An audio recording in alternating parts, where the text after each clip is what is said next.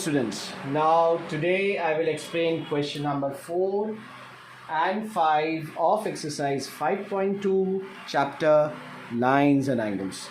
Now in question number 4 we have two parts. That is, in question number sum number 1 we have this figure. Okay, so we have already studied about the parallel lines and what is the function of the transversal line. This we all have studied in the earlier class.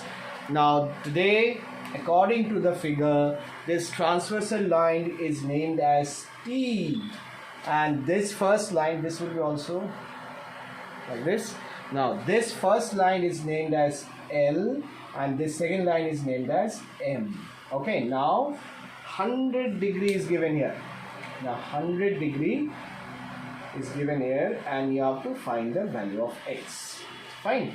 Now if you carefully observe, according to all the properties that we have studied for the parallel lines, we do not have any direct relation between x and 100 degree. Fine. So we have to form a relation. Fine. So there is many ways you can form the relation.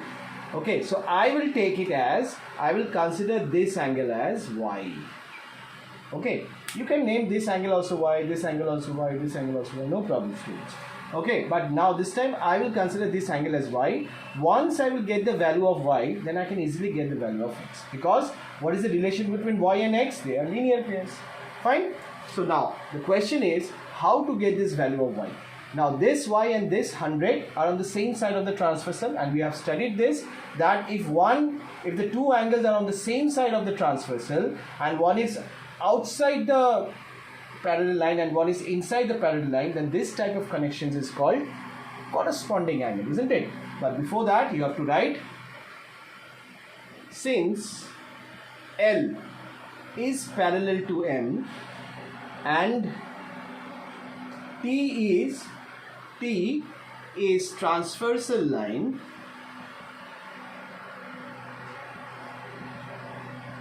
so you can write y is equals to 100 degree. And why 100 degree? Because they are corresponding to each other. So these are corresponding angle, isn't it? So these all things are very, very important. Always you have to mention the reason why you are saying this as a corresponding angle. So this is the part that will take you to the second part. Okay. Now since as we know the value of y, we can easily get the value of x. Now what we will write? That is y plus x is equals to 180 degree. And why it is so? Because they are linear pair. We have studied now about linear pair. What is linear pair, students? So the linear pairs are adjacent angle and their sum should be equals to 180 degree. That is y plus x should be equals to 180 degree and they should be adjacent. And why they are adjacent? Because they have a common vertex and they have a common arm. Fine. So they are adjacent also and their sum is equals to 180 degree also. Fine. Now what is the value of y, students? 100. Sorry, this is not 100. This is 110 given. Extremely sorry, students. 110. Now in place of y we'll write 110 plus x is equals to 180. Now how to get the value of x? That means we have to transpose this 110 towards right hand side, and whenever we transpose any number, then what happens? Its sign changes. That means it was carrying plus, now it will carry minus sign. So what is the difference between 80 degree and 110 degree? This 70 degree. That means the value of x is equals to 70 degree. Fine. So let's move on to sum number 2 of question number 4.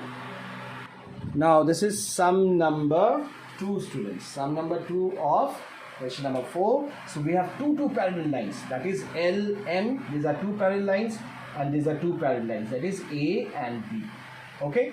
Now we have to get the value of x. That is our main target, is to get the value of x. This is very, very easy. Now see, if we consider these two sides, these two lines as a parallel lines and this line as a transversal line, now you can see, you can easily get the relation between 100 degree and x degree. Think about this. These are two parallel lines and this is a transversal line.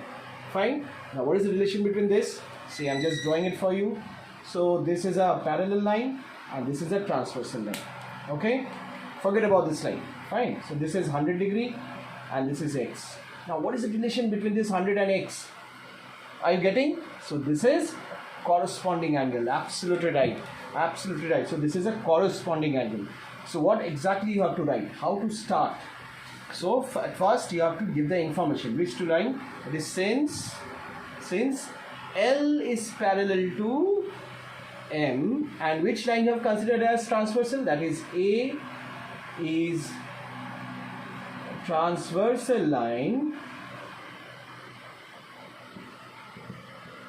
So x is equals to 100 degree, and why so? We will just write corresponding angle. Okay, so this is the solution of sum number 2. Very easy, very easy. Now let's move on to sum number 5. Now this is sum number 5, a beautiful sum. So see this figure, these two lines are parallel, these two lines are parallel. It is given in the question. These two lines, that is AB and DE, are parallel. BC and EF are parallel. Fine. And this angle is given, that is angle ABG, or you can say angle ABC is given 70 degree. Fine. So what do you have to find out? You have to find out two angles, that is DGC. So where is DGC? DGC. So this angle you have to find out, students. This is the angle that you have to find it out. So consider this angle as A. So we'll consider DGC as small a. Now the another angle we have to find is DEF. DEF, that means this angle you have to find it out. So we'll consider this as B. So it will become very easier to understand. Fine. So first target is to get the value of A. Okay. Now if we consider these two lines, that is AB and DG or AB and DE, okay, are two parallel lines, and if we consider this as transversal line like this, students, see this, and consider these are transversal line like this, okay, and if you take this as 70 degree, what will be the measurement of this one? Tell me. Isn't it? Are you getting the connection? This is a corresponding angle, isn't it?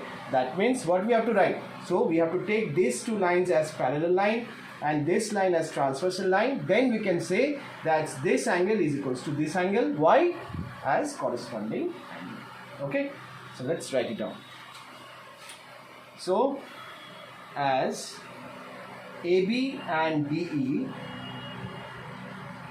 are parallel, this is the parallel sign, and BC is transversal line, so angle ABG is equals to DGC, and that will be equals to what? 70 degree. And why we are saying this? We have to give the reason. That is corresponding angle. Okay, so the first part is done. Now we have to think about the second part now. DEF. Now this is the angle. Now we are aware of this angle. So in place of A, we'll write 70 degree now. Now, do you see any connection between B and this 70 degree? Just carefully see. If I consider this two as parallel line and this as transversal line, then can you see any connection between these two? Absolutely. These are also corresponding angles. So again we have to write as BC is parallel to EF, and this line we will consider as transversal line, that is DE as transversal line,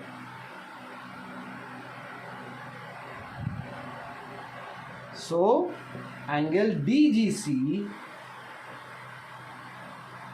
is equals to GEF. Now GEF and DEF same. Fine. GEF, in both the cases you see E is the vertical point. Fine. So GEF and DEF both the same. That is equals to 70 degree. And why we have written this? The reason is corresponding angle. Okay. So this is a solution of sum number 5. I hope all of you have understood this. So that's it for today. Thank you so much. God bless you all and take care, everyone.